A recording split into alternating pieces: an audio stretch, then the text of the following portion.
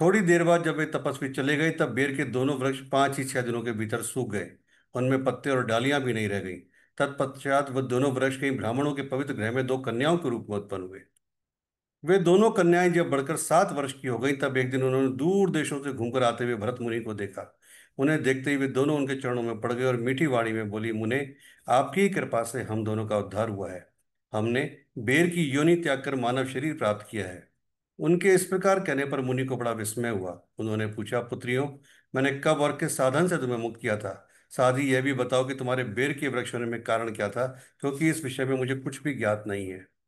तब वे कन्याएं पहले उन्हें अपने बेर हो जाने का कारण बतलाती हुई बोली, मुने, गोदावरी नदी के तट पर छिनपाप नाम का एक उत्तम तीर्थ है जो मनुष्यों को पुण्य प्रदान करने वाला है। वह पावनता की चरम सीमा पर पहुंचा हुआ है। उस तीर्थ में सत्यतपा नामक एक तपस्वी बड़ी कठोर तपस्या कर रहे थे। वे ग्रीष्म ऋतु में प्रज्वलित अग्नियों के बीच में बैठते थे। वर्षा काल में जल की धाराओं से उनके मस्तक के बाल सदा भीगे रहते थे तथा जाड़े के समय जल में निवास करने के कारण उनके शरीर में हमेशा रोंगटे खड़े रहते थे। वे बाहर भीतर से शुद्ध रहते, समय पर तपस्या करते, मन और इंद्रियों को समय संयम में रखते हुए परम शांति प्राप्त करके आत्मा में ही रमण करते थे। वे अपनी विद्वता के द्वारा जैसा व्याख्यान करते थे उसे सुनने के लिए साक्षात ब्रह्मा जी भी प्रतिदिन उनके पास उपस्थित होते थे और प्रश्न करते थे। ब्रह्मा जी के साथ उनका संकोच नहीं रह गया था। अतः उनके आने पर भी सदा तपस्या में मग्न रहते थे। परमात्मा के ध्यान में निरंतर संलग्न रहने के कारण उनकी तपस्या सदा बढ़ती रहती थी। सत्यतपा को जीवन मुक्त के समान मानकर इंद्र को अपने समृद्धशाली पद के संबंध में कुछ भय हुआ। तब उन्होंने उनकी तपस्या में सैकड़ों विघ्न डालने आरंभ किए। अप्सराओं के समुदाय से हम दोनों को बुलाकर इंद्र ने इस प्रकार आदेश दिया, तुम दोनों उस तपस्वी की तपस्या में विघ्न डालो जो मुझे इंद्र पद से हटाकर स्वयं स्वर्ग का राज्य भोगना चाहता है। इंद्र का यह आदेश पाकर हम दोनों उनके सामने से चलकर गोदावरी के तीर पर, जहां वे मुनि तपस्या करते थे, आईं। वहां मंद एवं गंभीर स्वर से बजते हुए मृदंग तथा मधुर वेणुनाद के साथ हम दोनों ने अन्य अप्सराओं से मधुर स्वर में गाना आरंभ किया। इतना ही नहीं, उन योगी महात्मा को वश में करने के लिए हम लोग स्वर, ताल और लय के साथ नृत्य भी करने लगी। बीच बीच में जरा जरा सा आंचल खिसकने पर उन्हें हमारी छाती भी दिख जाती थी। हम दोनों की उन्मत्त गति काम भाव का उद्दीपन करने वाली थी, किंतु उसने उन निर्विकार चित्त वाले महात्मा के मन में क्रोध का संचार कर दिया। तब उन्होंने हाथ से जल छोड़कर हमें क्रोधपूर्वक श्राप दिया, तुम दोनों गंगा जी के तट पर बेर के वृक्ष हो जाओ। यह सुनकर हम लोगों ने बड़ी विनय के साथ कहा, महात्मा, हम दोनों पराधीन थी, अतः हमारे द्वारा जो दुष्कर्म बन गया है उसे आप क्षमा करें। यूं कहकर हमने मुनि को प्रसन्न कर लिया। तब उन पवित्र चित्त वाले मुनि ने हमारे शापोद्धार की अवधि निषेध करते हुए कहा, भरत मुनि के आने तक ही तुम पर यह शाप लागू होगा। उसके बाद तुम लोगों का मर्त्य लोक में जन्म होगा और पूर्व जन्म की स्मृति बनी रहेगी। मुने, जिस समय हम दोनों बेर वृक्ष के रूप में खड़ी थी उस समय आपने हमारे समीप आकर गीता के चौथे अध्याय का जप करते हुए हमारा उद्धार किया था। अतः हम आपको प्रणाम करती हैं। आपने केवल शाप से ही नहीं, इस भयानक संसार से भी गीता के चतुर्थ अध्याय के द्वारा पाठ के द्वारा हमें मुक्त कर दिया। श्री भगवान कहते हैं, उन दोनों के इस प्रकार कहने पर मुनि बहुत ही प्रसन्न हुए और उनसे पूजित हो विदा लेकर जैसे आए थे वैसे ही चले गए तथा वे कन्याएं भी बड़े आदर के साथ प्रतिदिन गीता के चतुर्थ अध्याय का पाठ करने लगी, जिससे उनका उद्धार हो गया। ओम श्री परमात्मा नमः। चौथा अध्याय। उसके उपरांत श्री कृष्ण महाराज बोले, हे अर्जुन, मैंने इस अविनाशी योग को कल्प के आदि में सूर्य के प्रति कहा था और सूर्य ने अपने पुत्र मनु के प्रति कहा और मनु ने अपने पुत्र राजा इक्ष्वाकु के प्रति कहा। इस प्रकार परंपरा से प्राप्त हुए इस योग को राजर्षियों ने जाना। परंतु हे अर्जुन, वह योग बहुत काल से इस पृथ्वी में लोप हो गया था। वही ये पुरातन योग अब मैंने तेरे लिए वर्णन किया है, क्योंकि तू मेरा भक्त और प्रिय सखा है, इसलिए। तथा यह योग बहुत उत्तम और रहस्य अर्थात अति मर्म का विषय है। इस प्रकार भगवान श्री कृष्ण महाराज के वचन सुनकर अर्जुन ने पूछा, हे भगवान, आपका जन्म तो आधुनिक अर्थात अब हुआ है और सूर्य का जन्म बहुत पुराना है, इसलिए इस योग को कल्प के आदि में आपने कहा था कि मैं कैसे जानूं और कैसे मानूं। इस पर श्री कृष्ण महाराज बोले, हे अर्जुन, मेरे और तेरे बहुत से जन्म हो चुके हैं, परंतु हे परंतप, उन सबको तू नहीं जानता है और मैं जानता हूँ। मेरा जन्म प्राकृत मनुष्यों के सदृश नहीं है। मैं अविनाशी स्वरूप अजन्मा होने पर भी तथा सब भूत प्राणियों का ईश्वर होने पर भी अपनी प्रकृति को अधीन करके योग माया से प्रकट होता हूँ। हे भारत, जब जब धर्म की हानि और अधर्म की वृद्धि होती है तब तब ही मैं अपने रूप को रचता हूँ अर्थात प्रकट करता हूँ, क्योंकि साधु पुरुषों का उद्धार करने के लिए और दूषित कर्म करने वालों का नाश करने के लिए तथा धर्म स्थापन करने के लिए युग युग में प्रकट होता हूँ। इसलिए हे अर्जुन, मेरा वह जन्म और कर्म दिव्य अर्थात अलौकिक है।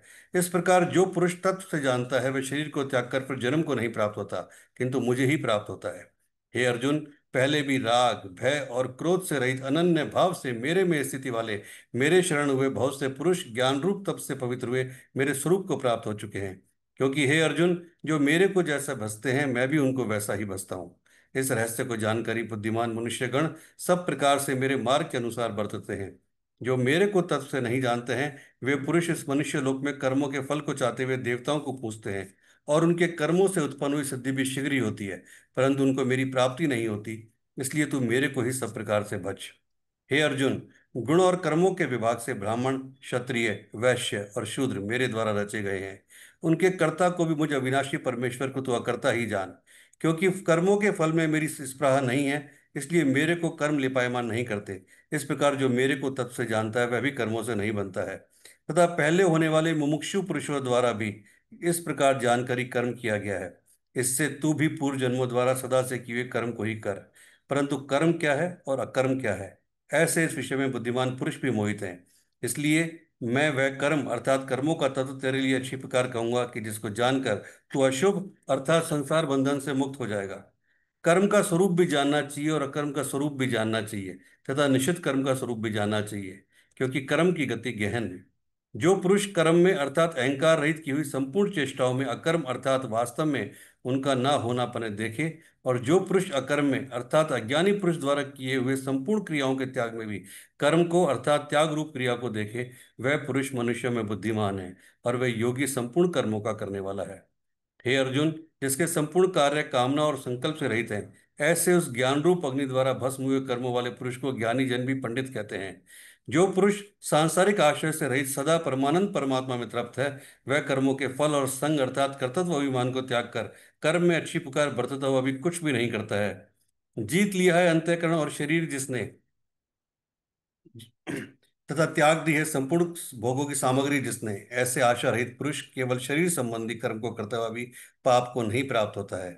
अपने आप जो कुछ आप प्राप्त हो उसमें ही संतुष्ट रहने वाला और हर्ष शोक आदि द्वंद्वों से अतीत हुआ तथा मत्सरता अर्थात ईर्ष्या से रहित सिद्धि और असद्धि में समत समत भाव वाला पुरुष कर्मों को करके भी नहीं बनता है। क्योंकि आसक्ति से रहित ज्ञान में स्थित हुए चित्त वाले यज्ञ के लिए आचरण करते हुए मुक्त पुरुष के संपूर्ण कर्म नष्ट हो जाते हैं। उन यज्ञ के लिए आचरण करने वाले पुरुषों में से कोई तो इस भाव से यज्ञ करते हैं कि अर्पण अर्थात स्त्रुवादिक भी ब्रह्मा है, और हवि अर्थात हवन करने योग्य द्रव्य भी ब्रह्मा है, और ब्रह्मरूप अग्नि में ब्रह्मरूप कर्ता के द्वारा जो हवन किया गया है वह भी ब्रह्मा ही है। इसलिए ब्रह्मरूप कर्म में समाधिस्थ हुए इस पुरुष द्वारा जो प्राप्त होने योग्य है वह भी ब्रह्मा ही है। और दूसरे योगी जन देवताओं के पूजन रूप यज्ञ को अच्छी प्रकार उपासते हैं अर्थात करते हैं, और दूसरे ज्ञानी जन पर ब्रह्मा परमात्मा रूप अग्नि में यज्ञ के द्वारा ही यज्ञ को हवन करते हैं। अन्य योगी जन श्रोत्रादिक सब इंद्रियों को संयम अर्थात स्वाधीनता रूप अग्नि में हवन करते हैं, अर्थात इंद्रियों को विषयों से रोककर अपने वश में कर लेते हैं। और दूसरे योगी लोग शब्दादिक विषयों को इंद्रिय रूप अग्नि में हवन करते हैं, अर्थात राग द्वेष रहित इंद्रियों द्वारा विषयों को ग्रहण करते हुए भस्म रूप करते हैं। दूसरे योगी जन संपूर्ण इंद्रियों की चेष्टाओं को तथा प्राणों के व्यापार को ज्ञान से प्रकाशित हुई परमात्मा में स्थित रूप योगाग्नि में हवन करते हैं। दूसरे कई पुरुष ईश्वर अर्पण बुद्धि से लोक सेवा में द्रव्य लगाने वाले हैं। वैसे ही कई पुरुष स्वधर्म पालन रूप तप यज्ञ को करने वाले हैं, और कई अष्टांग योग रूप यज्ञ को करने वाले हैं, और दूसरे अहिंसादि तीक्ष्ण व्रतों से युक्त यत्नशील पुरुष भगवान के नाम का जप तथा भगवत प्राप्ति विषय का शास्त्रों का अध्ययन रूप ज्ञान यज्ञ करने वाले हैं। दूसरे योगी जन अपान वायु में प्राण वायु को हवन करते हैं, वैसे ही अन्य योगी जन प्राण वायु में अपान वायु को हवन करते हैं, तथा अन्य योगी जन प्राण और अपान की गति को रोककर प्राणायाम के प्राण होते हैं। दूसरे नियमित आहार करने वाले योगी जन प्राणों को प्राणों में भी हवन करते हैं। इस प्रकार यज्ञों द्वारा नाश हो गया है पाप जिनका, ऐसे ही यह सभी पुरुष यज्ञों को जानने वाले हैं। हे कुरुश्रेष्ठ अर्जुन, यज्ञों के परिणाम रूप ज्ञानामृत को भोगने वाले योगी जन सनातन पर ब्रह्मा परमात्मा को प्राप्त होते हैं, और यज्ञ रहित पुरुष को यह मनुष्य लोक भी सुखदायक नहीं है, फिर परलोक कैसे सुखदायक होगा। ऐसे बहुत प्रकार के यज्ञ वेद की वाणी में विस्तार किए गए हैं। उन सबको शरीर मन और इंद्रियों की क्रिया द्वारा ही उत्पन्न होने वाले जान, इस प्रकार तत्व से जानकर निष्काम कर्मयोग द्वारा संसार बंधन से मुक्त हो जाएगा। हे अर्जुन, सांसारिक वस्तुओं से सिद्ध होने वाले यज्ञ से ज्ञान रूप यज्ञ सब प्रकार श्रेष्ठ है। क्योंकि हे पार्थ, संपूर्ण यावन मात्र कर्म ज्ञान में शेष होते हैं, अर्थात ज्ञान उनकी पराकाष्ठा है। इसलिए तत्व को जानने वाले ज्ञानी पुरुषों से भली प्रकार दंडवत प्रणाम तथा सेवा और निष्कपट भाव से किए हुए प्रश्न द्वारा उस ज्ञान को जान। वे मर्म को जानने वाले ज्ञानी जन तुझे उस ज्ञान का उपदेश करेंगे। जिसको जानकर तू फिर इस प्रकार मोह को प्राप्त नहीं होगा। और हे अर्जुन, जिस ज्ञान के द्वारा सर्वव्यापी अनंत चेतन रूप हुआ अपने अंतर्गत समस्त बुद्धि के आधार संपूर्ण भूतों को देखेगा, और उसके उपरांत मेरे में अर्थात सच्चिदानंद स्वरूप में एक ही भाव हुआ सच्चिदानंद में ही देखेगा। यदि तू सब पापियों से भी अधिक पाप करने वाला है, तो भी ज्ञान रूप नौका द्वारा निस्संदेह संपूर्ण पापों को अच्छी प्रकार तर जाएगा। हे अर्जुन, जैसे प्रज्वलित अग्नि ईंधन को भस्म कर देता है, वैसे ही ज्ञान रूप अग्नि संपूर्ण कर्मों को भस्म कर देता है। इसलिए संसार में ज्ञान के समान पवित्र करने वाला निस्संदेह कुछ भी नहीं है। उस ज्ञान को कितने की काल तक अपने आप समत्व बुद्धि रूप योग के द्वारा अच्छी प्रकार शुद्धांतकरण हुआ पुरुष आत्मा में अनुभव करता है। हे अर्जुन, जितेंद्रिय तत्पर हुआ शुद्धवान पुरुष ज्ञान को प्राप्त होता है। ज्ञान को प्राप्त होकर तत्क्षण भगवत प्राप्ति रूप परम शांति को प्राप्त हो जाता है। हे अर्जुन, भगवत विषय को न जानने वाला तथा श्रद्धा रहित और संशय युक्त पुरुष परमार्थ से भ्रष्ट हो जाता है। उनमें भी संशय युक्त पुरुष के लिए ना तो सुख है, ना ये लोक है, ना परलोक है, अर्थात ये परलोक और लोक दोनों ही उसके लिए भ्रष्ट हो जाते हैं। हे धनंजय, समत्व बुद्धि रूप योग द्वारा भगवत अर्पण कर दिए गए हैं संपूर्ण कर्म जिसने, और ज्ञान द्वारा नष्ट हो गए सब संशय जिसके, ऐसे परात्म परायण पुरुष को कर्म से नहीं बांधते हैं। इससे हे भरतवंशी अर्जुन, तो समत्व बुद्धि रूप योग में स्थित हो और अज्ञान से उत्पन्न हुए हृदय में स्थित अपने संशय को ज्ञान रूप तलवार द्वारा छेदन करके युद्ध के लिए खड़ा हो। इति श्रीमद् भगवद गीता रूपी उपनिषद एवं ब्रह्म विद्या तथा योग शास्त्र विषयक श्री कृष्ण और अर्जुन के संवाद में ज्ञान कर्म संन्यास योग नामक चौथा अध्याय संपूर्णम। ओम नमो भगवते वासुदेवाय। ओम नमो भगवते वासुदेवाय। ओम नमो भगवते वासुदेवाय। ओम नमो भगवते वासुदेवाय। ओम नमो भगवते वासुदेवाय। ओम नमो भगवते वासुदेवाय। ओम नमो भगवते वासुदेवाय।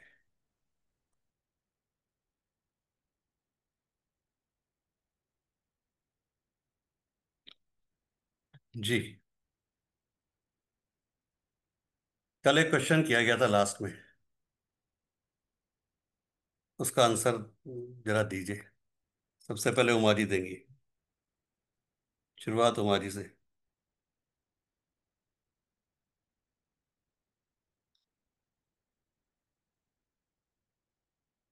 जी उमा जी बोलिए।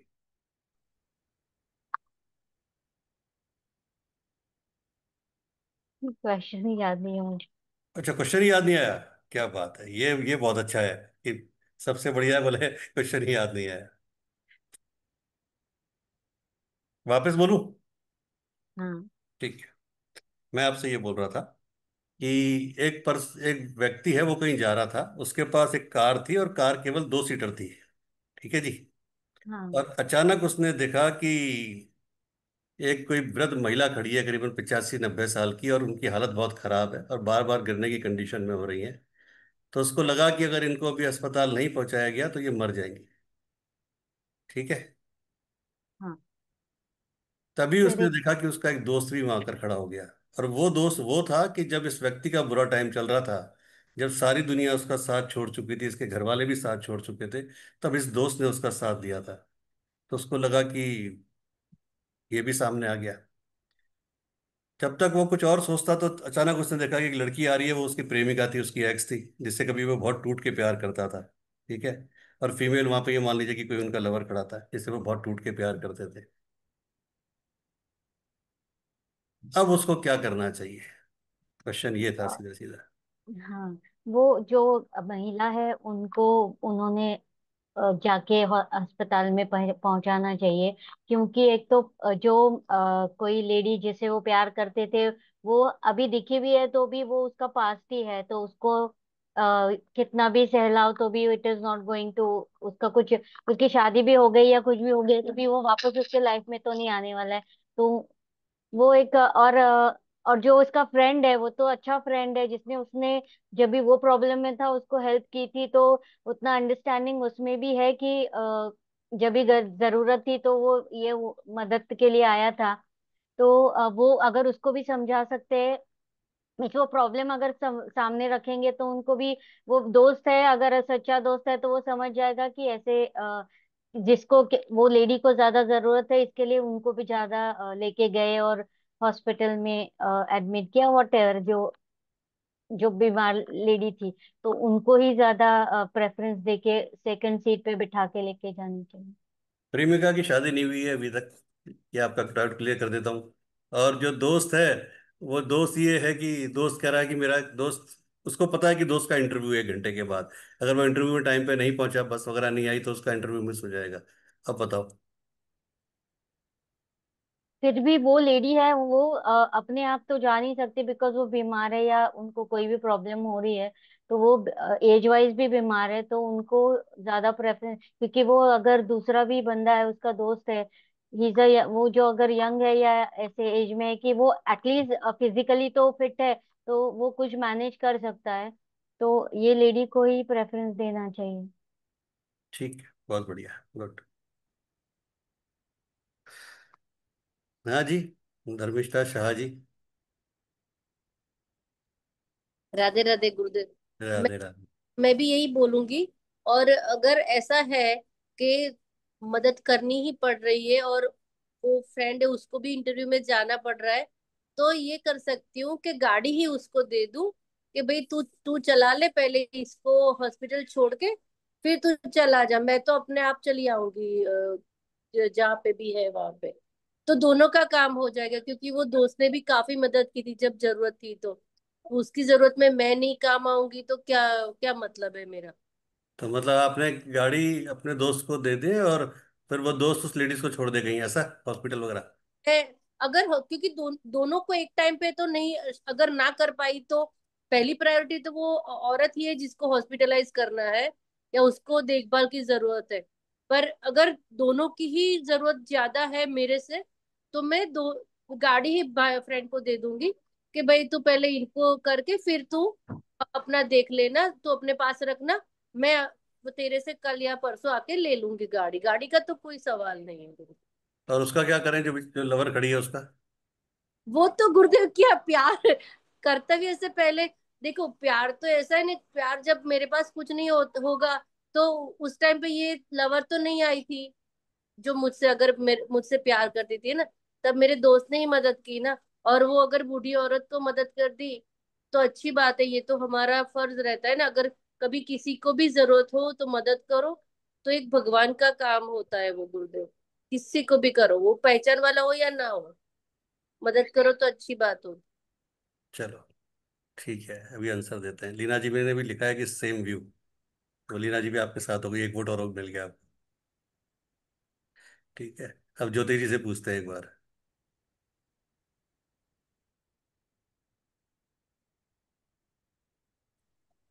राधे राधे गुरु जी। राधे राधे गुरु जी। जी मेरा व्यू भी यही है कि हमें वो लड़की को मतलब लेडी को हेल्प करनी है। Because one she is in need, उनकी जरूरत सबसे ज्यादा है उस वक्त बाकी राइट। सभी लोगों से। टू, उनको वो खुद की मदद नहीं कर सकती है। तो अ, जो इंसान कभी ऐसे होता है, जैसे हमारी लाइफ में भी सिचुएशंस आती हैं कि हमें पता होता है कि सामने वाला बीमार है, या बीमारी सिर्फ फिजिकल नहीं होती, विचारों में होती है, साइकोलॉजी होती है, पर वो खुद की मदद नहीं कर पा रहे हैं, तो हमें उनकी पहले वहां पे मदद उनकी जरूरी है, बाकी सब तो कर लेंगे अपना। तो आपका मतलब उस लेडीज को कौन लेके जाएगा, जो मैं खुद लेके अच्छा, आप जाऊंगी, खुद मैं लेके खुद जाओगे, लेके ठीक है। जाऊंगी। मतलब दोस्त और उसको लवर को आप छोड़ दोगे, आप खुद लेके जाओगे, है ना। हाँ, रीजन ये है कि पहली चीज है जो मेरा सोचना है कि वो जो कार है वो मेरे पास है। अगर उस दोस्त के कर्म में होता उसको ले जाना, तो शायद कार उसके पास होती और मैं खड़ी होती, है ना। तो वो कार मेरे पास है, तो कहीं ना कहीं वो मेरा कर्म है कि मुझे उसको लेके जाना है। This is what I feel. ठीक है जी, और चलते हैं किसी के पास। कौन बचा, संतोष सिंह जी। जी मैडम, आप बोलिए। आपने नहीं बोला कुछ अभी तक। मुझे तो यही लगता है कि दोस्त को बोलेंगे भाई गाड़ी ले और इनको ले जा, ताकि वो वही उसको ड्रॉप उनको पहुंचा भी देंगे हॉस्पिटल और उसका काम भी हो जाएगा। And then the person can be take care of the things now. ठीक है, कौन बच गया, भारती।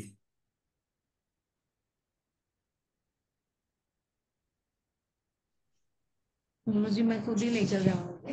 हाँ जी, मैं खुद ही लेकर जाऊंगी वो आप लेडी खुद को। ही लेके जाओगे, आप ज्योति जी के साथ पे हो ना, ठीक है। आप ज्योति जी के साथ हो, आप खुद लेके जाओगे। ठीक है, अब कौन बचा, माधवी। जी गुरु जी। हाँ जी। हाँ जी। दोनों को सेम टाइम पे काम है तो सीधी सी बात है कि जो नहीं कर सकता उसका सपोर्ट पहले करना पड़ेगा, और जो जिसका इंटरव्यू है या जो भी फ्रेंड है वो कर सकता है तो वो अपने ऑन वे जा सकता है। और रही बात थर्ड पर्सन की, तो जब वो हमारे कर्मों में नहीं है, हमारे भाग्य में ही नहीं है, तो पहले मिल जाती, मिलनी होती तो अब मतलब रहा नहीं उस चीज से। तो ज्योति जी और भारती का और मेरा लगभग सेम ही है। ठीक है जी। कौन बच गया? श्रेया। हाँ श्रेया, सर। हाँ सर। बोलो। क्या करना है इस केस में? हम्म। सर,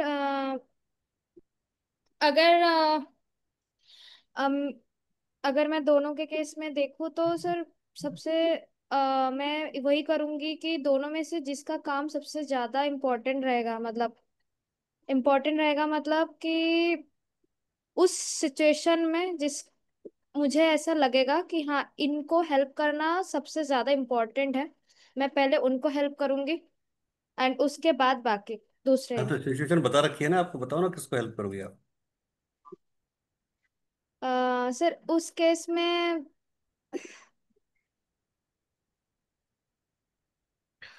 सर, सच बताऊं तो मैं थोड़ा कंफ्यूज हूँ कि किसको मदद ज्यादा पहले करना चाहिए। आपके कन्फ्यूजन में बेचारी वो लेडीज का काम हो जाएगा, इतना सोचोगे तो। अम्म, कोशिश तो यही रहेगा जो मतलब मेरे को सबसे ज्यादा मदद किया, जो वृद्ध है उनको ही इच्छा मतलब तो जो रहे। आपका दोस्त है, आप दोस्त को हेल्प करोगी, है ना? हाँ। ठीक है। गुड। ये अलग आंसर सामने आया एक। ठीक है। जी गार्गी, बोलिए। मैं भी उस जो वो जो ओल्ड लेडी है उसको ही अपनी गाड़ी के साथ लेकर आऊंगी, क्योंकि जैसा मतलब जो दृश्य है, उस हिसाब से उसको अगर पहली बार अगर दो गाड़ी दे देती तो लेकर जाएगा। आपकी आपकी वॉइस बहुत ब्रेक कर रही है, आपकी वॉइस कंटिन्यू ब्रेक कर रही है। गुरुजी, मैं कह रही हूँ कि मैं उस जो वो जो ओल्ड लेडी है उसको मैं अपने साथ ही लेकर जाऊंगी, क्योंकि जो फ्रेंड है उसको तो इंटरव्यू देने जाना है, और इंटरव्यू के लिए वो ज्यादा समय हो सकता ना दे पाए, और खुदा ना खास्ता वहां पर उस लेडी को एडमिट कराने में, क्योंकि जब वो बिल्कुल अकेली है तो उसको किसी भी तरह की रास्ते में जरूरत भी पड़ सकती है, वहां पर एडमिट कराने से लेकर हो सकता है थोड़ा ज्यादा टाइम लगे। तो दोस्त को इंटरव्यू के लिए जाना है तो वो उतना समय और उतना जिस इंटेंशन से मैं मदद करना चाह रही हूँ वो कर नहीं पाएगा, पहली चीज। और दूसरा, वो अपने घर से निकला है, इंटरव्यू देने निकला है, इतना जरूरी काम के लिए निकला है, तो ऑफ कोर्स वो अपना इंतजाम करके ही निकला होगा ना, वो मेरे भरोसे तो नहीं है, वो तो इत्तेफाकन हम लोग मिल गए। तो मुझे लगता है वहां पे थोड़ी बहुत बात करके नेक्स्ट टाइम मिलना, फोन नंबर लेना, या आगे कभी उसको करना, वो चीजें, उसकी मदद करना पोस्टपोन किया जा सकता है, उसको सिचुएशन दिखाकर। और अगर उसने मेरी मदद की है तो वो उस सिचुएशन को समझेगा भी, क्योंकि लेडी को एडमिट कराने का मतलब है, हो सकता है उसके पास पैसे भी ना हो सकता है थोड़ी बहुत मदद भी करनी पड़ जाए। मतलब एक चीज है ना कि अगर आपको थोड़ा बहुत, अगर आप आगे इनिशियल ले रहे हैं उसको वहां तक छोड़ने का, तो थोड़ी और अगर मदद हो जाएगी तो मेरे हिसाब से थोड़ा ज्यादा बेटर रहेगा।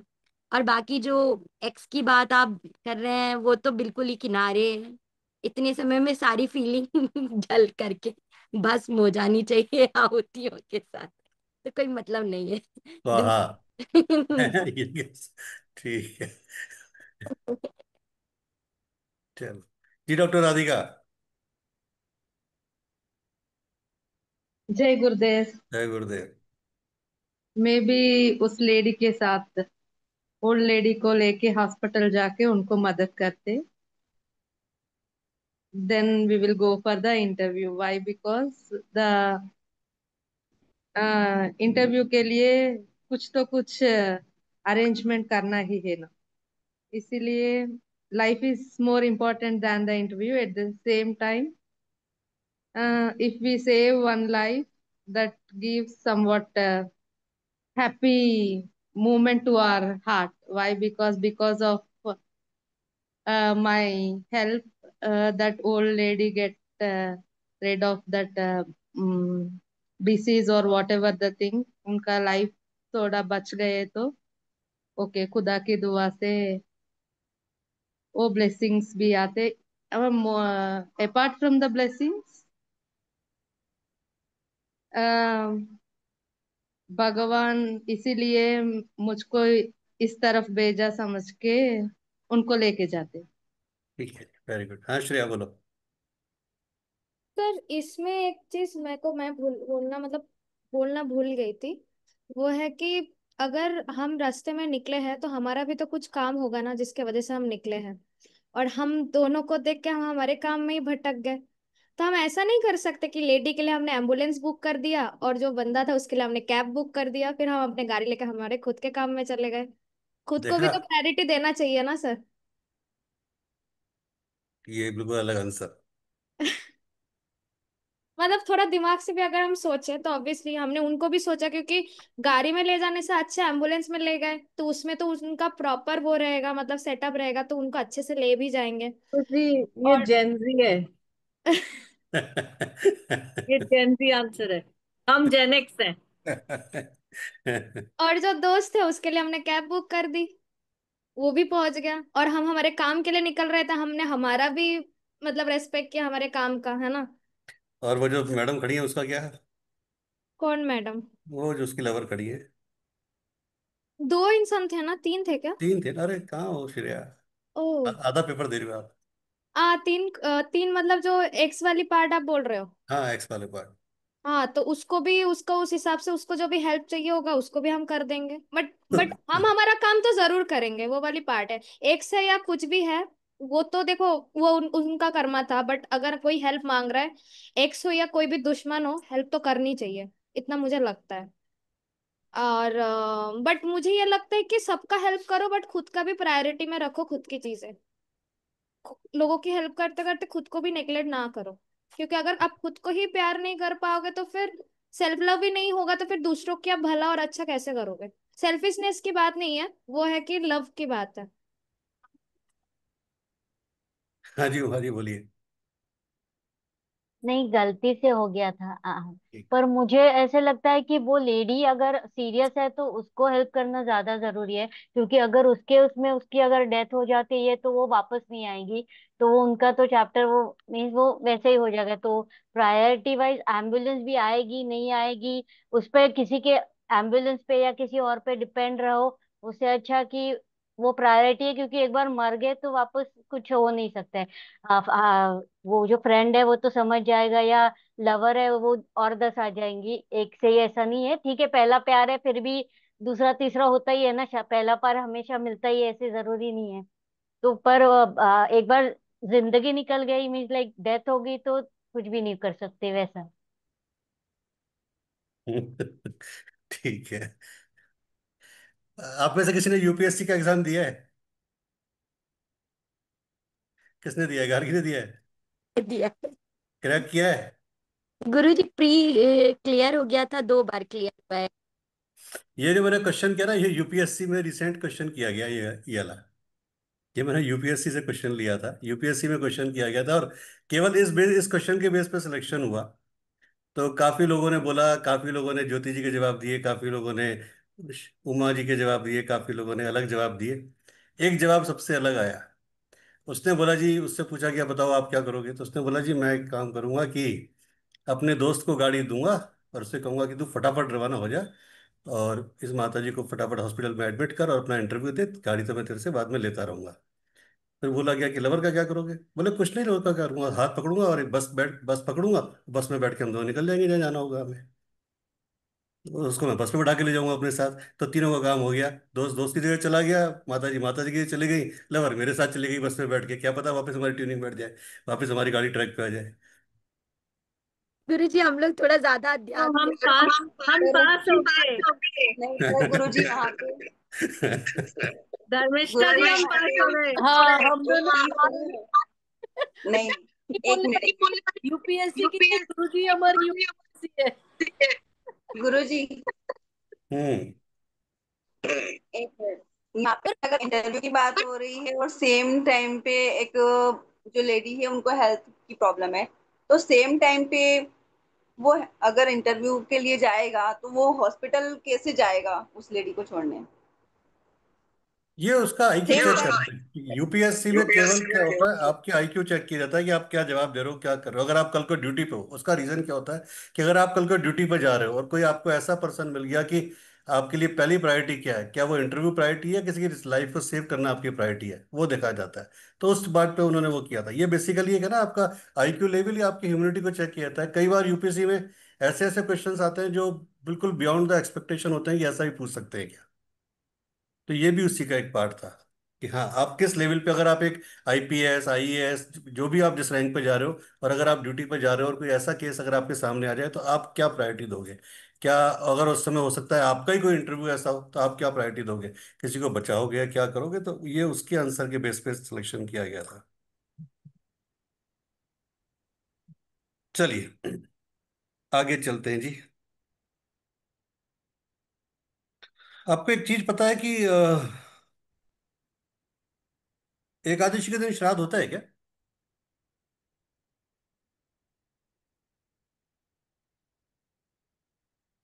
होता है क्या? नहीं पता। गुरुदेव मुझे तो उतना नहीं पता है, पर जैसे ये एकादशी तो विष्णु भगवान की होती है, तो उस दिन तो जो भी जाए उसका तो मोक्ष हो ही गया, ऐसा होता है। मैंने ये नहीं बोला उस दिन जो जाए, कभी मैंने श्राद्ध बोला उस दिन नहीं होता। श्राद्ध होता है क्या। तो नहीं, वो श्राद्ध तो उसी के लिए करते हैं ना गुरुदेव, मोक्ष के लिए ही करते हैं। तो होता है कि नहीं होता, आप तो ये बताओ मुझे। नहीं होता है सर। मुझे नहीं पता है गुरुदेव। एकादशी के दिन कभी श्राद्ध नहीं करना चाहिए। नहीं होता है। नहीं होता है ना। क्यों नहीं होता कि शंकर जी ने पार्वती जी को स्पष्ट कहा था कि जो एकादशी के दिन श्राद्ध करेगा, ठीक है, तो श्राद्ध को खाने वाला, श्राद्ध को खिलाने वाला, और जिसके निमित्त वो श्राद्ध है, वो तीनों ही, वो श्राद्ध नहीं लगेगा और वो तीनों ही नरक में जाएंगे। ठीक है। उनके लिए ठीक क्या होता है कि या तो वो द्वादशी को श्राद्ध करे, और अगर फिर भी ऐसा लगता है कि नहीं एकादशी के दिन श्राद्ध करना है, तो किसी ब्राह्मण को बुला के केवल और केवल फलाहार करवाएं। केवल फलाहार, कोई खाना नहीं, कुछ नहीं। तो फलाहार कराएं, वो भी कोई नीडी ब्राह्मण को बुला के, जिससे कि वो आपका श्राद्ध थोड़ा सा काम कर पाए। नंबर एक। अब एक क्वेश्चन और, जो आजकल कई जगह होने लग गया, तो वो सही है या गलत, वो बताएं। क्या श्राद्ध में स्त्रियों को खाना खिला सकते हैं?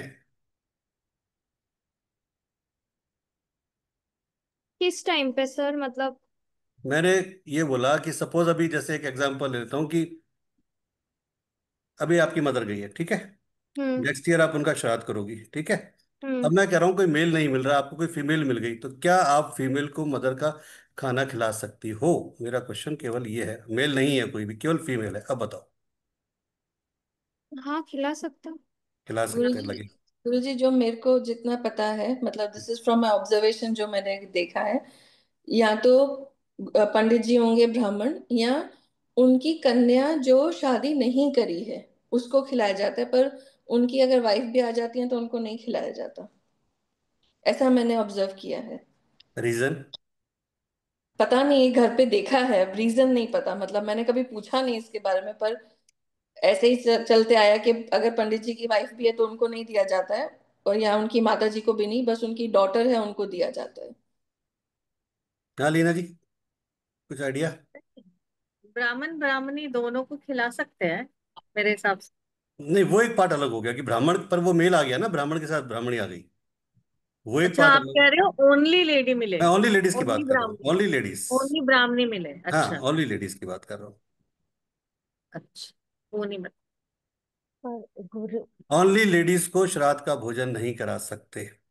क्यों नहीं करा सकते? दो तीन रीजन है। नंबर एक, अगर धर्म के हिसाब से बात कर रहे हैं, शास्त्रों के हिसाब से, कि लेडीज जनेऊ धारण नहीं करती, पहला। इसके अलावा लेडीज की मंथली एक साइकिल चलती है, तो उस मंथली साइकिल की वजह से वो संकल्प भी नहीं करा सकती है किसी भी तरह का। ठीक है, वो नहीं करा सकती। तो इसलिए कभी भी लेडीज को नहीं करा सकते। हाँ, ब्राह्मण के साथ ब्राह्मणी आ जाए या उनके कोई बच्चे आ जाएं, तो आप करा सकते हो, लेकिन अकेली लेडीज को आप कभी भी श्राद्ध का खाना नहीं करा सकते।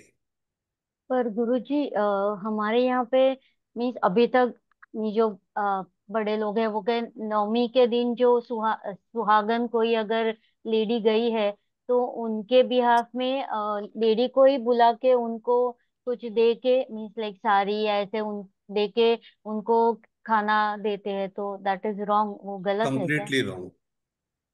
तो उसको खाना नहीं दे सकते पर ये दे सकते हैं क्या कि नहीं, सुहागन मैंने रहे ये नहीं तो? बोला खाना नहीं दे सकते। अगर वो किसी अपने हस्बैंड के साथ आई है, भाई के साथ आई है, तो आप दे सकते हो सकता है पंडित जी की कोई बहन हो, उनको साथ लेके आ जाए पंडित जी।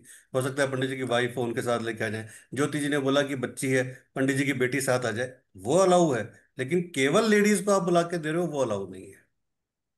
तो मैं अभी तक हम लोग ये मीन्स मम्मी के जाने के बाद मम्मी का जो देते हैं वो मैं ऐसे ही दे रही थी, नवमी के नहीं, दिन इसको ऐसा मत लेडी। मानो। ठीक है, आपने जो कर दिया वो क्योंकि आपको आइडिया नहीं है इसलिए आपने किया, पर वो लगता नहीं है।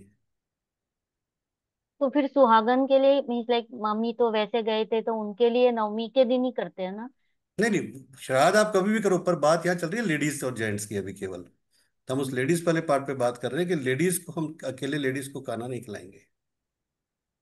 पर ऐसे कुछ फ्रूट व्रूट भी नहीं दे सकते, कुछ भी नहीं दे सकते? अकेले लेडीज को नहीं। अच्छा, एक चीज और, लास्ट क्वेश्चन। जो आप पितरों को खाना निकालते हो, क्यों पितृदोष लगता है? इसलिए लगता है कि हमें कोई आइडिया नहीं होता है, हम कुछ भी कर देते हैं ना, इसलिए ये चीजें दिक्कत देती है। क्यों पितरों को खाना निकाला जाता है कि क्या उस खाने को पहले ईश्वर को भोग लगाना चाहिए या सीधा पितरों को निमंत्रण, उनको ब्राह्मण को खिला देना चाहिए? भगवान का भोग लगाना चाहिए पहले। लगाना चाहिए, और उसके बाद फिर उनको खिलाना चाहिए ब्राह्मणों को। हाँ। ठीक है, बहुत अच्छी बात। और कोई इस बारे में और कोई बोलेगा? क्योंकि गुरु जी, गीता में नहीं भी लगाना भगवान को चाहिए बोलता है कि भोग सब कुछ उसका। का अलग अलग, पहला भोक्ता ए, भगवान ही है, अलग अलग रख तो सकते हैं। सीरियसली। हाँ जी, उसका भोग क्या? एक भोग मिनट, एक नहीं मिनट। लगाना चाहिए। नहीं लगाना चाहिए? नहीं, क्योंकि वो पितृ देवता के लिए है, तो वो उसमें हम देवों को नहीं लगाते हैं। ठीक है। सर, और जैसे कोई? मंदिर में नहीं रखते पितरों की फोटो। नहीं, वो तो पार्ट अलग हो गया, पितरों की फोटो रखना अलग पार्ट हो गया। अब तो अभी खाने की बात, प्रसाद की बात चल रही है कि पितरों का खाना पहले क्या ईश्वर को भोग लगेगा या पहले डायरेक्ट पितरों के लिए वो हो जाएगा? सर मैं क्या बोल रही हूँ, आवाज आ रही है? हाँ, आ रही बोलो ना। सर मैं बोल रही हूँ कि भगवान ने तो खुद बोला है सब कुछ का पहला भोक्ता वही है, तो पितरों भी तो उनके अंडर ही है, तो उनको भोग लगा के क्यों नहीं देना चाहिए? क्योंकि जब मम्मी का काम हुआ, जो पिंडदान के, हमने वैष्णव मत में किया था, तो उनको भगवान को पहले भोग लगाया, फिर उनको उसके बाद प्रॉपर दिया गया। ठीक है, अभी आता हूँ इसके आंसर पे आता हूँ, एक बार पहले सुन लूँ सबसे। आपका आंसर है कि लगाना चाहिए, ज्योति जी का आंसर है नहीं लगाना चाहिए। लीना जी का क्या आंसर है? लीना जी ने क्या आंसर दिया अभी? एक बार अनम्यूट कीजिए लीना जी, क्या आंसर दिया आपने? मैंने बोला जैसे पितृदेव और हमारे ईश्वर इष्ट देव को अलग रखते हैं, ऐसे अलग अलग दो जगह खाना रखो। नहीं, दो जगह खाना रखो ना, किसने मना किया? पर पहले क्या, वो बात यह है कि आपने जो आज खाना बनाया, जो पितरों के निमित्त आपने घर पे खाना बनाया, जो ब्राह्मण आके खाएगा, क्या उसकी थाली पहले ईश्वर को लगेगी या सीधा पहले वो उनके निमित्त जाएगी? क्वेश्चन वो चल रहा है। गुरु क्वेश्चन वो है।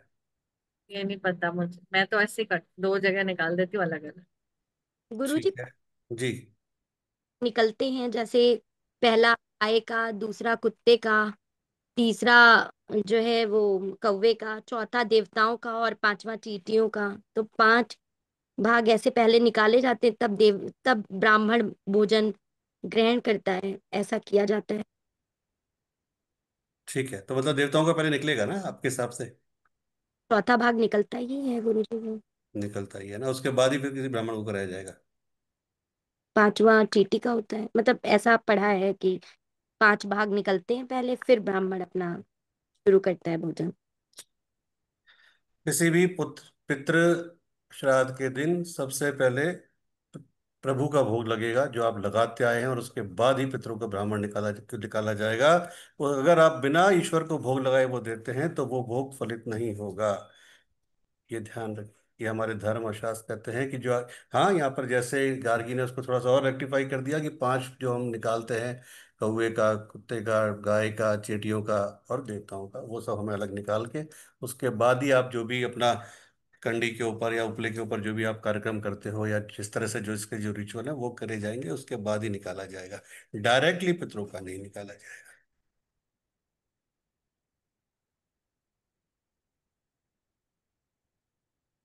जी, जो मैंने देखा है मतलब उसमें जैसे गार्गी जी ने बताया तो गाय का, कौवे का, ये कुत्ते का और चींटियों का निकालते थे। मतलब चार तो मैंने देखा है, पहले निकाल देते थे फिर हम ब्राह्मण को देते थे, पर कभी भी ऐसे भगवान का या ऐसे मंदिर में नहीं रखा उसको। 5 जगह निकाला जाता है टोटल कंप्लीटली। अगर आप कहीं इसको धर्मानुसार भी अगर बात करेंगे, शास्त्र के अनुसार बात करेंगे, वेदों के अनुसार, तो भी 5 जगह निकाला जाएगा, उसके बाद ही पितरों का भोग लगाया जाएगा।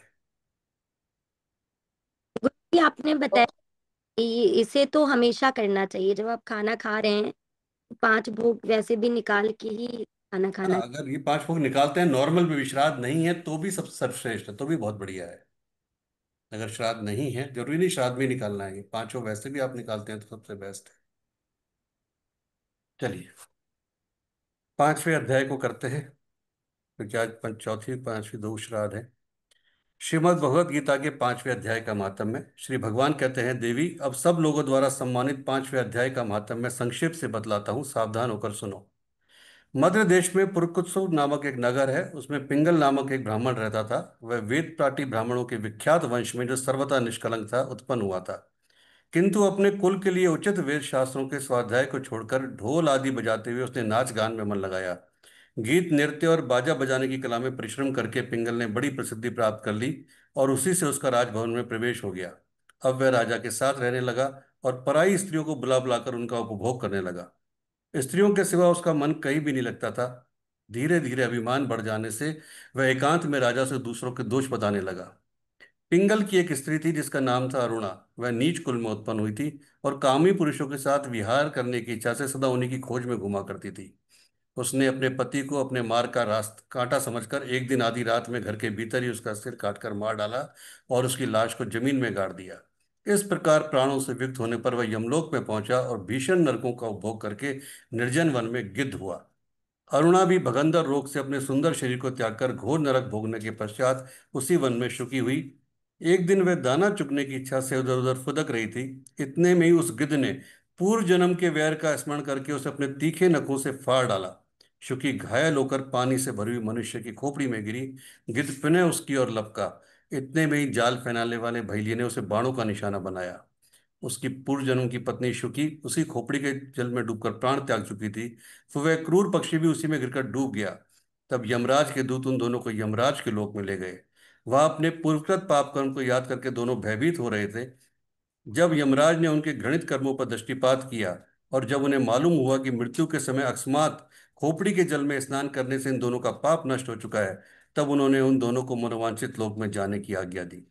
यह सुनकर अपने पाप को याद करते हुए वे दोनों बड़े विस्मय में पड़े और पास जाकर धर्मराज के चरणों में प्रणाम करके पूछने लगे, भगवान, हम दोनों ने पूर्व जन्म में बहुत घृणित पाप किए हैं, फिर हमें मनोवांछित लोकों में भेजने का कारण क्या है, बताइए। यमराज ने कहा, गंगा के किनारे वट नामक एक उत्तम ब्रह्मज्ञानी रहते थे। वे एकांत सेवी, ममता रहित, शांत, विरक्त और किसी से भी द्वेष न रखने वाले थे। प्रतिदिन गीता के 5वें अध्याय का जप करना उनका सदा का नियम था। 5वें अध्याय को श्रवण कर लेने पर भी महापापी पुरुष भी सनातन ब्रह्म का ज्ञान प्राप्त कर लेता है। उसी पुण्य के प्रभाव से शिक्षित होकर उन्होंने अपने शरीर का त्याग किया था। गीता के पाठ से जिनका शरीर निर्मल हो गया था, जो आत्मज्ञान प्राप्त कर चुके थे, उन्हीं महात्मा की खोपड़ी का जल पाकर तुम दोनों पवित्र हो गए हो। अतः अब तुम दोनों मनोवांछित लोकों को जाओ, क्योंकि गीता के 5वें अध्याय के माध्यम से तुम दोनों शुद्ध हो गए हो। श्री भगवान कहते हैं, सबके प्रति समान भाव रखने वाले धर्मराज के द्वारा इस प्रकार समझाए जाने पर वे दोनों बहुत प्रसन्न हुए और विमान पर बैठकर वैकुंठ धाम को चले गए। ओम श्री परमात्मा नमः। 5वां अध्याय। उसके उपरांत अर्जुन ने पूछा कि हे कृष्ण, आप कर्मों के संन्यास की और फिर निष्काम कर्म की प्रशंसा करते हैं, इसलिए इन दोनों में से एक जो निश्चय किया हुआ कल्याणकारक होवे, उसको मेरे लिए कहिए। इस प्रकार अर्जुन के पूछने पर श्री कृष्ण महाराज बोले, हे अर्जुन, कर्मों का संन्यास और निष्काम कर्म योग, यह दोनों ही परम कल्याण के करने वाले हैं, परंतु उन दोनों में भी कर्मों के संन्यास से निष्काम कर्मयोग साधन में सुगम होने से श्रेष्ठ है। इसलिए हे अर्जुन, जो पुरुष ना किसी से द्वेष करता है, ना किसी की आकांक्षा करता है, वह निष्काम कर्मयोगी सदा सन्यासी ही समझने योग्य है। क्योंकि राग द्वेष राशि द्वंद्वों से रहित हुआ पुरुष सुख पूर्वक संसार रूप बंधन से मुक्त हो जाता है। हे अर्जुन, ऊपर कहे हुए संन्यास और निष्काम कर्म योग को मूर्ख लोग अलग अलग फल वाले कहते हैं, ना कि पंडित जन, क्योंकि दोनों में से एक में भी अच्छी प्रकार स्थित हुआ पुरुष दोनों के फलरूप परमात्मा को प्राप्त होता है। ज्ञान योगियों द्वारा जो परम धाम प्राप्त किया जाता है, निष्काम कर्म योग द्वारा भी वही प्राप्त किया जाता है। इसलिए जो पुरुष ज्ञान योग और निष्काम कर्म योग को फल रूप से एक देखता है, वह ही यथार्थ देखता है। परंतु हे अर्जुन, निष्काम कर्म योग के बिना संन्यास अर्थात मन, इंद्रियों और शरीर द्वारा होने वाले संपूर्ण कर्मों में कर्तापन का त्याग प्राप्त होना कठिन है, और भगवत स्वरूप को मनन करने वाले निष्काम कर्मयोगी पर ब्रह्मा परमात्मा को शीघ्र ही प्राप्त हो जाते हैं। वश में किया हुआ है शरीर जिसके, ऐसा जितेंद्रिय और विशुद्ध अंतःकरण वाला और संपूर्ण प्राणियों के आत्मरूप परमात्मा में एक ही भाव हुआ निष्काम कर्मयोगी कर्म करता हुआ भी लिपायमान नहीं होता। हे अर्जुन, तत्व को जानने वाला सांख्य योगी तो देखता हुआ, सुनता हुआ, स्पर्श करता हुआ, सूंघता हुआ, भोजन करता हुआ, गमन करता हुआ, सोता हुआ, श्वास लेता हुआ, बोलता हुआ, त्यागता हुआ, ग्रहण करता हुआ, आंखों को खोलता और मीचता हुआ भी सब इंद्रियां अपने अपने अर्थों में बरत रही हैं, इस प्रकार समझता हुआ निसंदेह ऐसा माने कि मैं कुछ भी नहीं करता हूं। परंतु हे अर्जुन, ध्येयाभिमानियों द्वारा यह साधन होना कठिन है और निष्काम कर्मयोग सुगम है, क्योंकि जो पुरुष सब कर्मों को परमात्मा में अर्पण करके और आसक्ति को त्याग कर कर्म करता है, वह पुरुष जल से कमल के पत्ते के सदृश पाप से लिपायमान नहीं होता। इसलिए निष्काम कर्मयोगी मौत बुद्धि रहित केवल इंद्रिय, मन, बुद्धि और शरीर द्वारा भी आसक्ति को त्याग कर अंतःकरण की शुद्धि के लिए कर्म करते हैं। इसी से निष्काम कर्मयोगी कर्मों के फल को परमेश्वर के अर्पण करके भगवत प्राप्ति रूप शांति को प्राप्त होता है, और सकामी पुरुष फल में आसक्त हुआ कामना के द्वारा बनता है। इसलिए निष्काम कर्मयोग उत्तम है। हे अर्जुन, वश में है अंतःकरण जिसके, ऐसा सांख्य योग का आचरण करने वाला पुरुष तो निसंदेह ना करता हुआ और ना करवाता हुआ नौ द्वारों वाले शरीर रूप घर में सब कर्मों को मन से त्याग कर अर्थात इंद्रियों के अर्थों में बरतती हैं, ऐसे मानता हुआ आनंद पूर्वक सच्चिदानंद घन परमात्मा के स्वरूप में स्थित रहता है। परमेश्वर भी भूत प्राणियों के ना कर्तापन को और ना कर्मों को तथा ना कर्मों के फल को संयोग को वास्तव में रचता है, किंतु परमात्मा के सकाश से प्रकृति ही बरतती है, अर्थात गुण ही गुणों में बरत रहे हैं। सर्वव्यापी परमात्मा ना किसी के पाप कर्म को और ना किसी के शुभ कर्म को ग्रहण करते हैं, किंतु माया के द्वारा ज्ञान ढका हुआ है, इससे सब जीव मोहित हो रहे हैं। परंतु जिनका वह अंतःकरण अज्ञान का आत्मज्ञान द्वारा नाश हो गया है, उनका वह ज्ञान सूर्य के सदृश उस सच्चिदानंद घन परमात्मा को प्रकाशता है। हे अर्जुन, तद्रुप है बुद्धि जिनकी तथा तद्रुप है मन जिनका, और उस सच्चिदानंद घन परमात्मा ही है निरंतर एक ही भाव से स्थिति जिनकी, ऐसे तत्परायण पुरुष ज्ञान के द्वारा पाप रहित हुए अपुनरावृत्ति को अर्थात परम गति को प्राप्त होते हैं।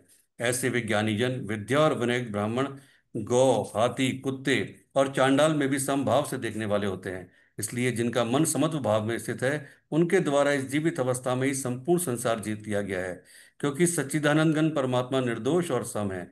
इससे वे सच्चिदानंद घन परमात्मा में ही स्थित हैं।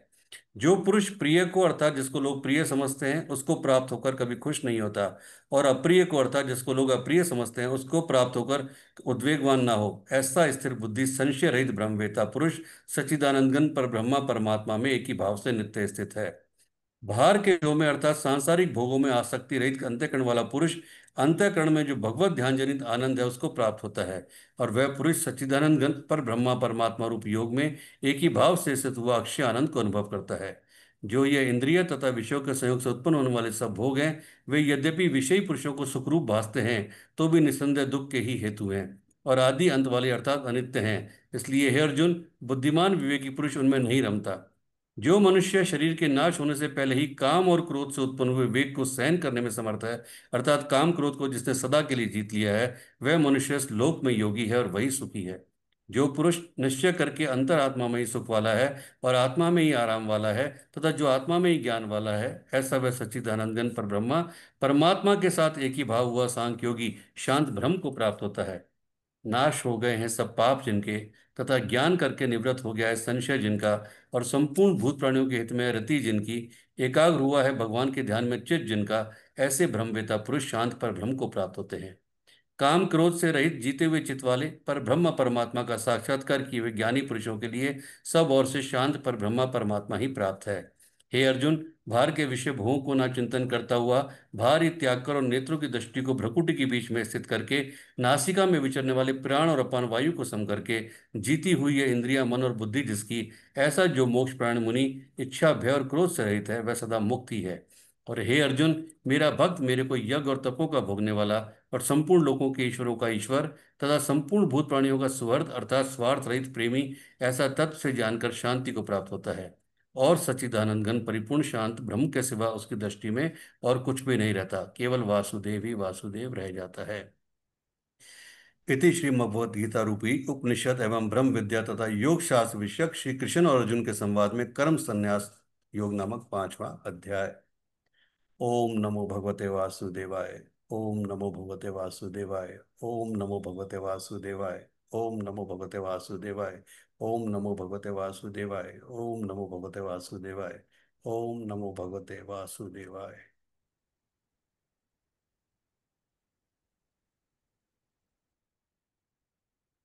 जी, फटाफट, क्या आज फोर्थ और फिफ्थ गीता के अध्याय का क्या समरी है, कोई बता दीजिए फटाफट। क्या कहता है फोर्थ और फिफ्थ अध्याय?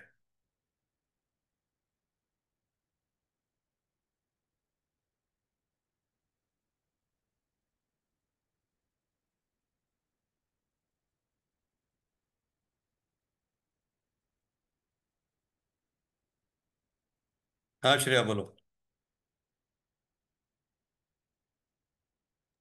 अ, सर सर, फोर्थ अध्याय में हमने ये सीखा, जो बहुत सारी चीजें ही है, बट जो मेनली हमने सीखा कि एक जो पॉइंट है वो है कि धर्म जो भगवान ने गुण कर्म के हिसाब से बनाए हैं, ना कि बाई हाँ बर्थ।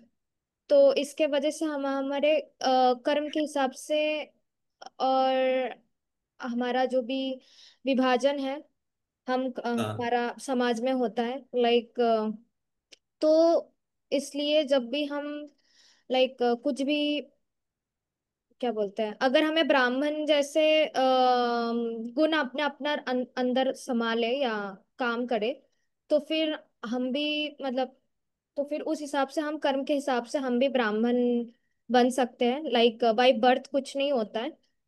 और दूसरा है कि और भी एक चीज है कि बहुत टाइम से हम जन्म ले रहे हैं, मृत्यु हो रहे हैं हमारा, हमें तो कुछ बहुत सारी चीजें याद नहीं रहता है, बट भगवान ने जैसे भी अर्जुन ने बोला कि सूर्य देव को आपने दिया था, तो वो तो बहुत टाइम पहले का है और आप तो अभी कुछ टाइम पहले ही पैदा हुए हो, तो हमें हमारा सच्चाई नहीं पता कि हम कितने टाइम से, कितने लाइफ टाइम से हम जन्म मृत्यु चक्र में घूम रहे हैं। तो भगवान के पास वैसे तो सब कुछ उनको पता है, और हमें भी अगर पता नहीं भी है तो भी हम इस चीज में वो कर सकते हैं कि, मतलब, ज्ञान से ही हमारे अंदर वो प्रकाश आ सकता है, जिससे हमें समझ आ सकता है कि हम भी कितने लाइफ टाइम से जन्म मृत्यु चक्र में घूम रहे हैं। तो जो भी अल्टीमेटली वही है कि आत्मा के जो सच्चाई है उसको जानना, और अपने सच्चाई को जानते हुए सिर्फ कर्म में फोकस करते हुए भगवान पे सरेंडर होके आगे की जर्नी को लेके जाना। और वैसे ही फिफ्थ चैप्टर में भी भगवान ने कहीं ना कहीं यही सारी चीजें ही बोला है कि कर्म पे ध्यान देना। और फिर आपने जो एक स्टोरी भी बताई, जो शिव जी बोल रहे हैं पार्वती माँ माँ को, वो वाली हम्म स्टोरी, वो वाली स्टोरी से भी हमें पता चलता है कि हमें हमारी काम क्रोध और इच्छा में कितना कंट्रोल होना चाहिए, स्पेशली इंद्रियों में। तो वो हम्म सब कुछ ही पॉसिबल है जब हम भगवान पे पूरा सरेंडर होते हैं। और मेनली वही है कि जब हम आत्मिक नॉलेज को हमारे अंदर आ जाता है ना, कि हम कौन है, तो तब से ही सारा क्वेश्चन धीरे धीरे, वही बात है, सरेंडर मोड में आना लगते हैं, और धीरे धीरे वो चीजें ठीक हो जाती है। मतलब अल्टीमेटली गीता में बार बार भगवान कृष्ण यही बोल रहे हैं कि हम तो, मतलब, अमर अजर है, ये बाहरी चीजों में फोकस मत करो, खुद के अंदर झांको, खुद को देखो और परमात्मा से आप बस जुड़ो, ठीक और है, अपना कर्म को उस हिसाब से बनाओ। बहुत बढ़िया। चलिए, अभी जो लोग 8 बजे की क्लास में आ रहे हैं प्लीज अपने साथ एक नोटबुक लेके आइएगा, क्योंकि आज की क्लास जो होने वाली है, जो नया हमारा से स्टार्ट कर रहे हैं, बहुत अलग सब्जेक्ट है, और 2 दिन एटलीस्ट आप लोगों का सेल्फ एनालिसिस होगा कि क्या अभी तक जीवन में हमने पाया, क्या खोया, या कुछ अलग तरीके से हम लोग वहाँ पे चीजें करने वाले हैं। तो अपने नोटबुक और पेन जरूर लेके आइएगा। ठीक, 8 बज के 8 मिनट पर हम स्टार्ट करेंगे आज की क्लास को। और स्वागत रहेगा आपका अनंत यात्रा में। जी बोलिए। गुरुजी, मेरा एक क्वेश्चन है बोलिए। which is related to श्राद्ध only. अब बोलिए। जैसे हमारे हमारे यहाँ पे जो हम करते आए हैं अब तक, जो मैंने देखा है जी। कि जैसे जब कोई गुजर जाता है तो 3 साल तक श्राद्ध जैसे घर में हर साल करते हैं, ठीक है। एक होता है जो उसी समय में किया जाता है, फिर उसमें 1 साल वाला भी कर दिया जाता है ताकि अगर कोई काम करना हो तो करें। फिर उसके बाद 3 साल तक करते हैं। फिर उसके बाद किसी भी तीर्थ स्थान पे, जैसे हमारे यहाँ गया जी जाने का है तो गया जी में जाके पूरी तरीके से तर्पण करके आते हैं। और उसके बाद में जब करते हैं तो जो लास्ट श्राद्ध होता है उस दिन सबका कर दिया जाता है, ऐसे अलग अलग तिथियों पे नहीं किया जाता। अमावस्या वाले दिन सबका कर देते हैं। अमावस्या वाले दिन सबका, जिनका वहां तर्पण हो गया है, अब उसके हम्म। पहले का अगर कोई बीच में है तो फिर किया जाता है, अदरवाइज नहीं किया जाता। राइट। तो इज इट लाइक करेक्ट और देर इज अ, मतलब ये क्या सही है या इसमें कुछ नहीं, चेंजेस है? ठीक है, बिल्कुल सही है जो भी कर रहे हैं, कहीं कोई दिक्कत नहीं है। मतलब अगर गया जी में कर दिया है तो फिर सिर्फ गया जी में अमावस्या जो के ऐसे अगर टाइम ही। आपने कर दिया तो श्राद्ध करने की जरूरत भी नहीं रहती है, देखिए। अच्छा। है ना, ओके। अगर पहली बात तो ये कि अगर आप गया जी में प्रॉपर करके आए हैं, है ना, हम्म। अब देखिए केवल गया जी जाना इज नॉट सफिशिएंट, है ना। वहां हम्म। जिसने जो श्राद्ध कराया है, क्या वो प्रॉपर विधि विधान से हुआ है, वो मोस्ट इंपॉर्टेंट है। हाँ, वो जैसे ये वहां पे जो हमारे पंडित जी हैं वो जैसे जो जो as per the book rule है कि जो वहां के होने चाहिए, जो बॉर्न ब्रॉट अप और जो उसी क्षेत्र के होने चाहिए वही वो श्राद्ध कर सकते हैं, तो वो है गुरु जी का। हाँ, तो बस फिर कोई दिक्कत नहीं है। तो वैसे तो गया जी में जाने के बाद आप श्राद्ध ना भी करें तो कोई दिक्कत नहीं है। अमावस्या के दिन नॉर्मल फिर इतना करना चाहिए कि आपने किसी नीडी पर्सन को भोजन करा दिया, या आपने गाय को चारा डाल दिया, या पक्षियों को ज्वार डाल दिया, वो भी आप करते हैं तो वो भी सफिशिएंट है। फिर आपको हम्म। जरूरत नहीं है। फिर भी अगर आप वो कंटिन्यू कर रहे हैं तो कोई दिक्कत नहीं है उसमें, कहीं सही है वो प्रोसेस। ओके, और दूसरा क्वेश्चन है, जैसे जो फीमेल्स होती हैं उनका हम करते हैं सिद्धपुर में, ठीक है। फिर ठीक उनका है। भी इसी तरीके से 3 साल तक घर पे करके सिद्धपुर में करके फिर हम उसको मतलब फिर भाई अमावस्या पे जैसे बस सबका कॉमन एक ही निकालते थे कोई वैसे दिक्कत करते। नहीं है, कोई दिक्कत नहीं है, कोई दिक्कत नहीं है। ठीक है। जी। जी लीना गुरु जी। जी, हाँ उमा जी। नहीं वो नेक्स्ट वो क्लास था ना, मैं बोलूँ मुझे अभी पेमेंट कर देंगे तो मैं ज्वाइन कर आपको सकते। मैं आपको अभी ज्वाइन करवा देता हूँ, आप पेमेंट वेमेंट तो बाद में करते रहना, कोई दिक्कत नहीं, मैं आपको ऐड कर दूंगा उसमें। अब नहीं, पर गुरुजी मुझे 8:30 बजे थोड़ा बाहर जाना था, तो इसके लिए आज का नहीं कर पाऊंगी। तो 2 ही दिन है क्या वो क्लास नहीं की, नहीं, वो क्लास कंटिन्यू? कंटिन्यू है। आप अगर जैसे आज का नहीं कर पाओगे तो आप रिकॉर्डिंग सुन लेना, कल वापस रिपीट करूंगा आज वाले को, क्योंकि ये क्लास बहुत अलग, ये क्लास नहीं है बेसिकली, ये नहीं, आपका मुझे करना था, मैं भूली कि कैसे कोई दिमाग, बात नहीं, मैं कोई बात पेमेंट नहीं। कर देती हूँ। मैं जो आज पर वाला पेमेंट की कोई बात नहीं, आज वाला जो है मैं कल भी रिपीट करूंगा, तो आप निश्चिंत होकर जाओ, कोई दिक्कत नहीं, मैं ऐड कर देता हूँ आपको। चलो चलो, ठीक है। थैंक यू थैंक जी यू। लीना जी। एक बात पूछनी है कि जो हम मेरे घर में जैसे मेरे सास ससुर की फोटो है, तो क्या मेरे मम्मी पापा की फोटो उनके साथ में नहीं रख सकते? पहली बात तो फोटो रखते ही नहीं है। ओके। क्यों नहीं रखते उसका रीजन बता देता हूँ, ठीक है।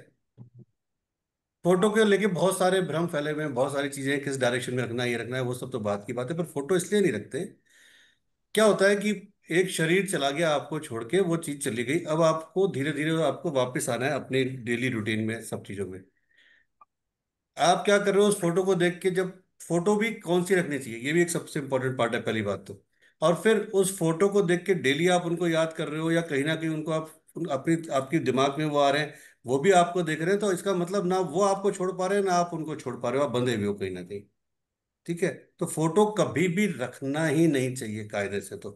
फिर भी रखना है तो केवल पहले साल, केवल पहले साल तिथि से तिथि आप रख लो, जिससे कि जब तक आप उनका प्रॉपर जो वार्षिक या मासिक जो भी श्राद्ध निकाल रहे हो वो आप रख लो। उसके बाद जैसे ही वो पूरा 1 साल कंप्लीट होता है, फोटो को कवर करके जहाँ पे भी आपको रखना है वो रख दो। और सबसे बढ़िया तरीका है कि फोटो को भी गंगा जी में प्रवाहित कर दो, या जो भी बहता हुआ पानी में उसमें प्रवाहित कर दो, हाथ जोड़ के कि आप विदा हो, बहुत तरीके से विदा हो, और आपने आज तक जो कुछ मेरे लिए किया उसके लिए बहुत बहुत धन्यवाद। और ईश्वर आपको नई दिशा प्रदान करे, नई राह प्रदान करे। ये करके विदा कर देना चाहिए, वरना फोटो नहीं। फोटो तो आपके मन में है ना, आपके फादर मदर की या जिस किसी की फोटो, फोटो क्या रखना है। क्योंकि आप एक चीज सोच के देखो ना, आप फोटो रख रहे हो, आपके पता चलता है सास ससुर उन्होंने अपने पापा मम्मी की फोटो रखी हुई है, कितनी फोटो रखोगे, कितनी एनर्जीज को रखोगे, है ना। तो ये एनर्जीज को कभी रखना ही नहीं चाहिए इस तरह से, तुरंत विदा। और अगर जैसा मैं वैसे बोलूंगी, नीरज जी को मान गए तो ठीक है, नहीं तो ये क्वेश्चन का आंसर बताओ कि क्या मम्मी पापा को भी साथ में रख सकती है फोटो? मतलब आप उनके मम्मी पापा के साथ आपके मम्मी पापा की फोटो? हाँ। नहीं, नहीं रह सकते। ठीक। नहीं रह सकते, क्योंकि उनका इस घर पे कोई वो नहीं है हक। आप अपने ससुराल हम्म। में सपोज एक ऐसा मान लेता हूँ, अभी तो आपके चलो father father in law mother in law नहीं है, आप और नीरज जी हो तो एक बिल्कुल अकेले रहते हो। बावजूद इसके अगर हम लोग उसको एक सनातन धर्म के हिसाब से बोले कि आप अपने पति के घर पे रह रही हो, उनके साथ रह रही हो, है ना, तो पति के घर पे उनका आपके पापा मम्मी का कोई राइट नहीं है ना। हम्म। आप उनको वहां कैसे स्थापित कर सकते हो? ठीक। हाँ। हाँ जी जैसे हनीश ने भी, हनीश यहाँ से गया था तो लेके गया था दोनों की फोटो। ये गलती है, बहुत बड़ी, ये बहुत बड़ी गलती है कि हम अपने साथ एक ऐसी एनर्जी को कैरी कर रहे हैं जो है ही नहीं, और जो कुछ उसमें, तो कहीं ना कहीं हमें लगता है कि हम बहुत अच्छा कर रहे हैं वो, बट हमारे लिए बहुत नेगेटिव हो जाती है कई बार ना चीजें। गुरुजी, ये मैंने हाँ, एक लाइव एग्जांपल हनीश को भी देखा आप है। बोलो कि श्राद्ध पक्ष में अगर पॉसिबल है और वहां पर कहीं बहता हुआ पानी है, जहां पर भी वो भी है, कोई वहां भी, तो समुंदर है, समुंदर बस में उसको, डाल दो। तो उसको बोलो कि भाई हाथ जोड़ के सुबह सुबह सबसे पहले एक काम कर, सबसे पहले हाथ जोड़ के दोनों को वहां से विदा कर दे, और हाथ जोड़ के कि भाई दादा दादी जो भी मेरे से गलती हुई है, मेरी फैमिली से गलती हुई है, उसको माफ करो, और हमारे जो भी हडल्स आ रहे हैं पूरी फैमिली के ऊपर उसको रिमूव करो, बस ये कह के विदा करें उनको। गुरुजी, ये ठीक। मैंने एक लाइव एग्जांपल देखा है।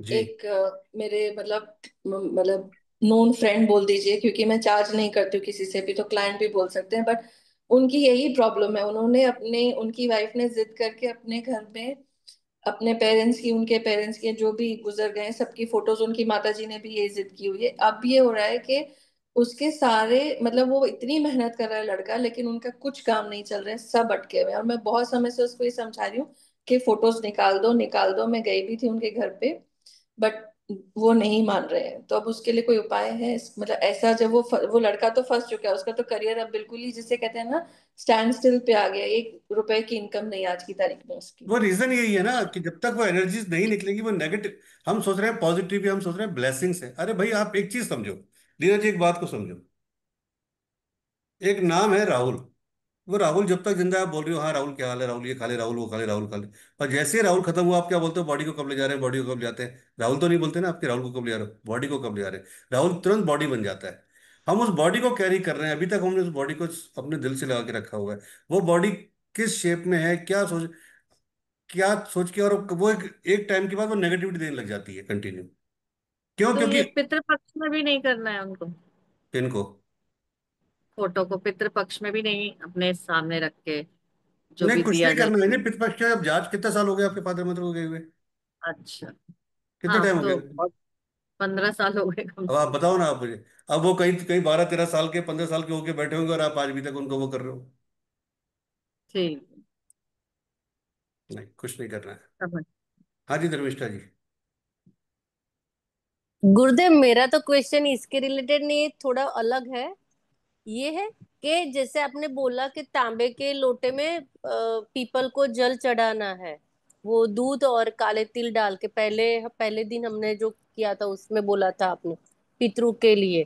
जी, तो कई लोग बोलते हैं कि तांबे के लोटे में दूध नहीं करते हैं, वो बिल्कुल सही बात। तो बिल्कुल अलग सही कर। बात है, नहीं तो करते।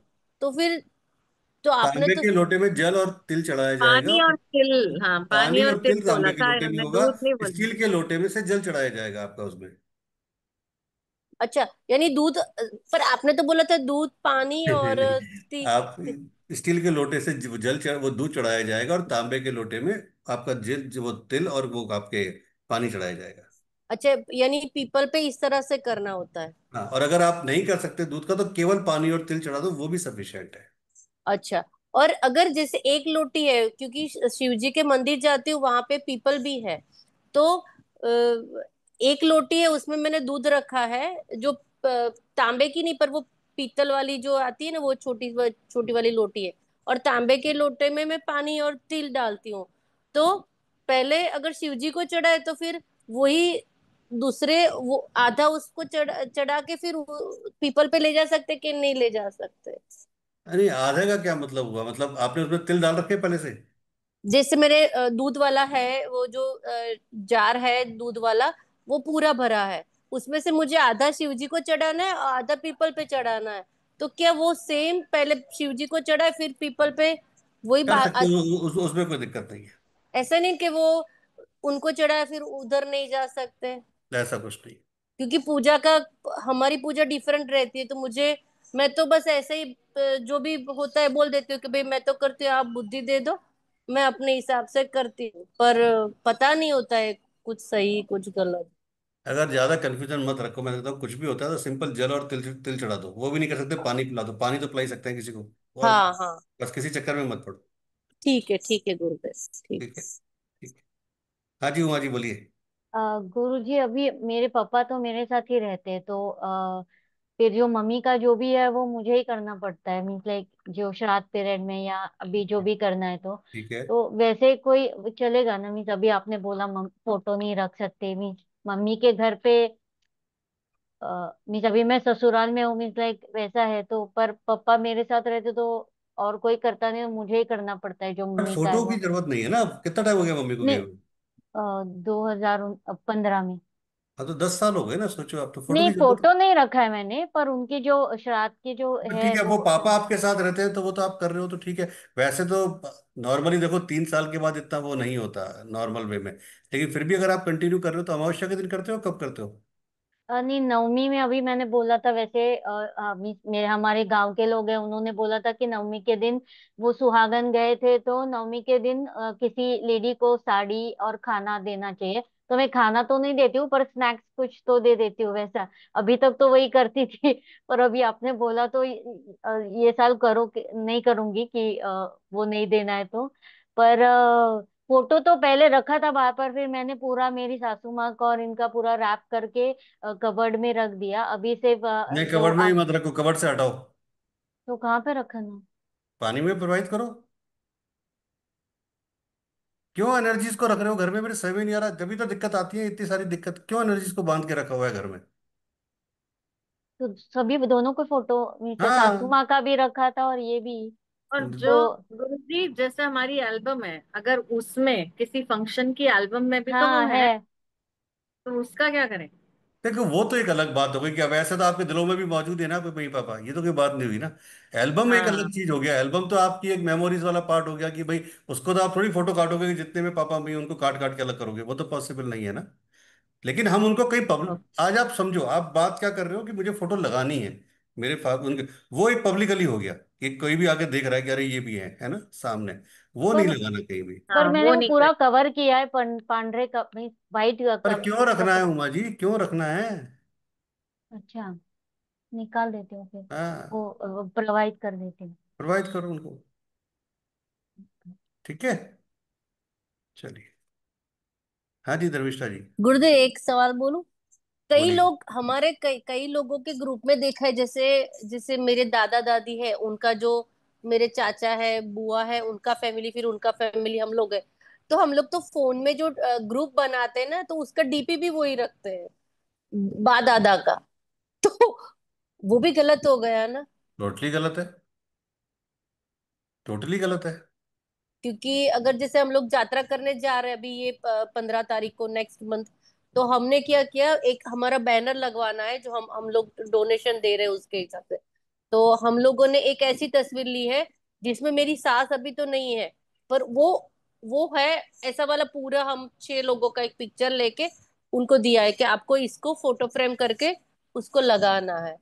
तो ये सही होता है या गलत होता है? आप अच्छा करने की सोच रहे हो और ईश्वर ना करे आपके साथ गलत हो जाए। अच्छा, यानी जो गया है उसको जो फिर, गया उसको जाने दो ना। उसको गया का जाने मतलब ही देना गया जी उस। है। गया जी का हाँ मतलब क्या है? जो गया वो गया। हाँ। गया क्यों गया जी नाम है कि जो गया वो गया, आना ही नहीं है फिर वापस, जो गया। पर यहाँ पे तो गुरुदेव सभी के घर में जो एक पीढ़ी, दूसरी पीढ़ी, तीसरी पीढ़ी जो भी है, वो सारे के सारे फोटोज लगे हुए होते हैं घर में। इसके बारे में बाद में बात करेंगे, अभी नेक्स्ट ठीक, क्लास का टाइम है वरना ठीक, ठीक है राज, बहुत मिलेगा। ठीक चलिए, है। थैंक यू वेरी मच आप सबका ज्वाइन करने के लिए। ईश्वर आप सबको मान सम्मान दे, धन दौलत दे, स्वस्थ रखें, निरोगी रखे, और कल में आपकी यात्रा को आगे बढ़ाए। कल की शावर मंत्रा की सुबह वाली क्लास जो है 6:30 बजे लिंक आ चुका है। बहुत पावरफुल क्लास होने वाली है, बहुत अलग क्लास होगी कल की शावर मंत्रा की, ध्यान रखना, जरूर ज्वाइन करना तरीके से।